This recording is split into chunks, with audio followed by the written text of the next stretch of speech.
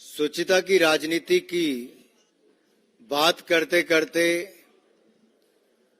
आज शराब घोटाले में इतना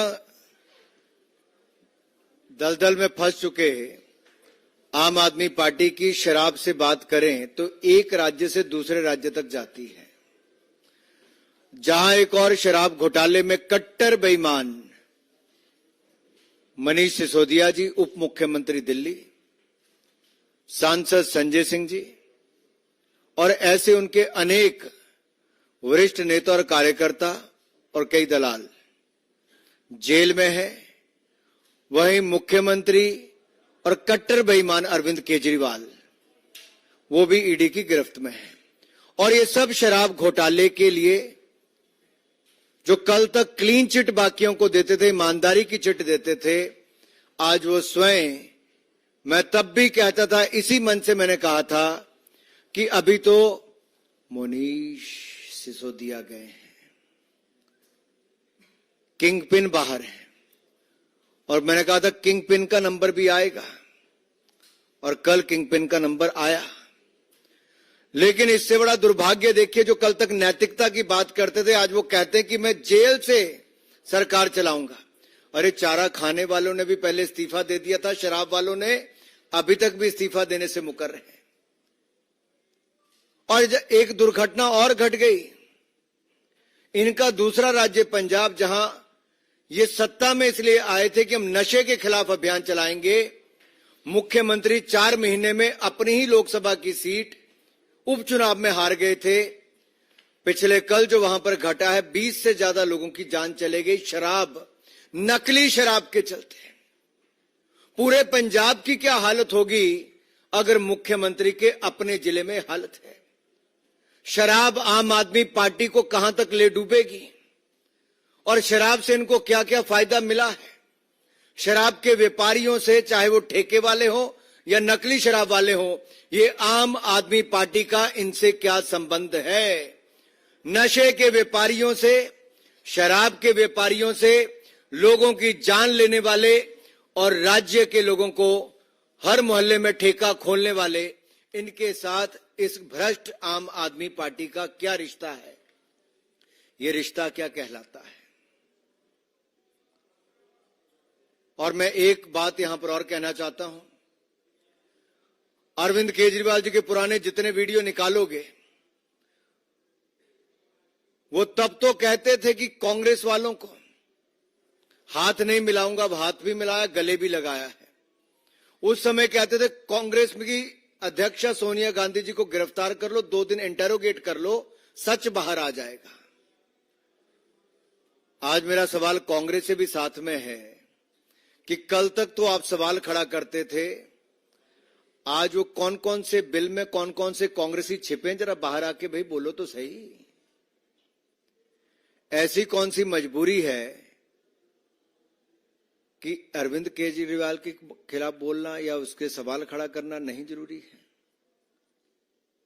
आपने जो कंप्लेंट की थी उसी पे तो देखिए क्या हुआ है। आप क्यों नहीं ऑन करते इसको, क्यों नहीं शाबाशी देते ईडी को और बाकी जांच एजेंसियों को कि एक घोटाले के मुख्य आरोपी को, किंग पिन को और उनके बाकी साथियों को गिरफ्तार किया है। दिल्ली प्रदेश की जनता के साथ जो ठगी हुई, जो लूट हुई, जो धोखा हुआ, जो भ्रष्टाचार हुआ, उस पर कार्रवाई हुई है। क्या कांग्रेस को आज इतना मजबूर और कमजोर हो गई है। कल तक तो अजय माकन जी कहते थे कि हमारा वोट बैंक ये ले गए और इन्होंने भ्रष्टाचार के नाम पे पैसा खर्च इकट्ठा किया और फिर वोट लिया है। आज मैं पूछता हूं, वो झूठ थे अजय माकन जी या आज की कांग्रेस झूठी है। और दूसरा सीधा सवाल मेरा श्रीमान भगवंत मान जी से है, वो कहां सोए हैं किसी को पता नहीं, सत्ता के नशे में है कि किसमें है किसी को पता नहीं, लेकिन जो नशे के कारण मरे हैं जहरीली शराब पी के, उस पर उनका बयान तक नहीं आया। ये कैसी सरकार है जहां का सांसद विदेश में उन ताकतों के साथ जाकर खड़ा होता है जो हिंदुस्तान के खिलाफ बोलती हैं, जो आतंकवाद का समर्थन करती हैं, वो चेहरे पे मुस्कुराहट लेकर उनके साथ चित्र खिंचवाते हैं। क्या जवाब देगी आम आदमी पार्टी इसका? ऐसी कौन सी मजबूरी है कि देश विरोधी ताकतों के साथ आपका हाथ मिलाना जरूरी है? पंजाब के चुनाव हुए तब भी आप उन्हीं ताकतों के साथ थे। अगर आपके मन में कोई सवाल हो तो आप पूछ सकते हैं।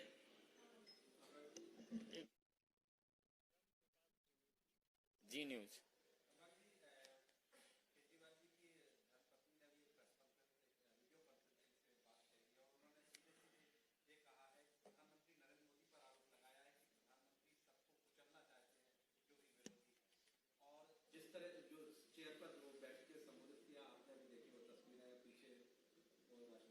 मुझे लगता है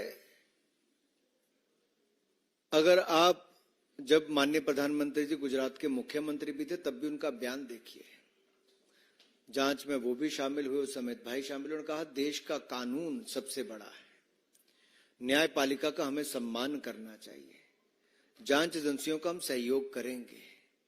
एक वो थे जिन्होंने शुचिता की राजनीति की और तप कर निखर कर बाहर आए। आज चमकता हुआ प्रकाश नरेंद्र मोदी जी का पूरी दुनिया में दिखता है सर्वाधिक लोकप्रिय नेता के रूप में। उस समय के मुकदमे झूठे थे जिनमें से वो साफ ईमानदारी के साथ बाहर निकल कर आए।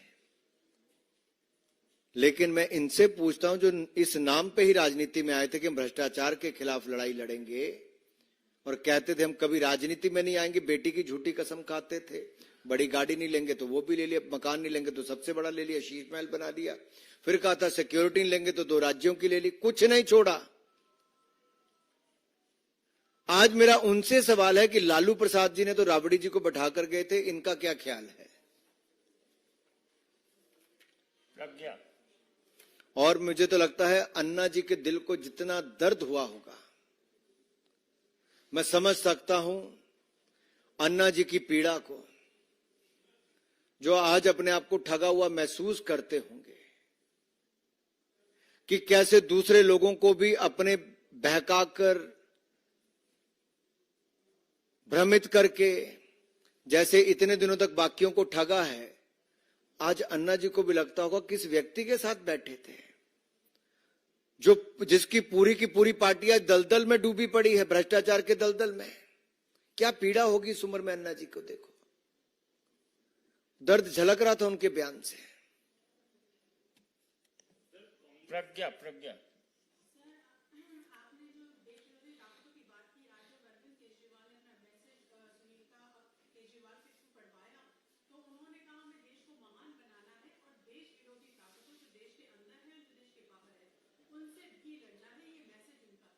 ऐसा कोई बचा नहीं जिसको इन्हें ठगा नहीं। अब जेल में रह के कितना महान बनाएंगे मुझे पता नहीं, भ्रष्टाचार करके कितना महान बनाएंगे, लेकिन एक बात तो मैं कह सकता हूं कि लड़खड़ाती चरमराती अर्थव्यवस्था से निकालकर दुनिया की 5वीं बड़ी अर्थव्यवस्था मोदी जी ने बनाया। 25 करोड़ गरीबों को गरीबी रेखा से बाहर निकाला, दुनिया में भारत का मान सम्मान बढ़ाया, गरीब कल्याण की योजनाएं चलाई। आज देश कहता है मोदी की गारंटी पे विश्वास है। नेता वो जिस पर विश्वास हो वो मोदी है, ऐसे नहीं जिन्होंने शुरुआत ही झूठ से की थी और आज भ्रष्टाचार के चलते जेल में है। अराजकता पूरी दिल्ली में फैलाई इन्होंने। आज वो कुछ भी बयान कर ले, सच्चाई से बच नहीं सकते।